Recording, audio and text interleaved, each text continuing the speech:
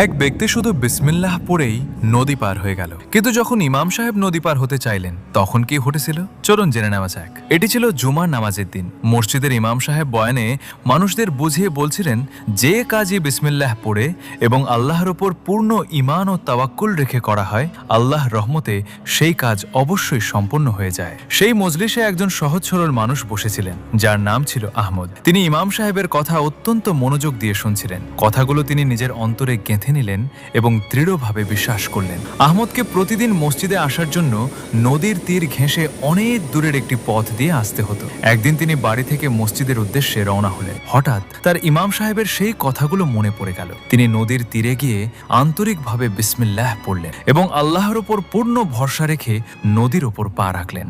তখন এক আশ্চর্য ঘটনা ঘটল। তিনি পানির উপর দিয়েই হেঁটে খুব সহজে নদী পার হয়ে গেলেন। এরপর তার ঈমান ও বিশ্বাস আরো দৃঢ় হয়ে গেল।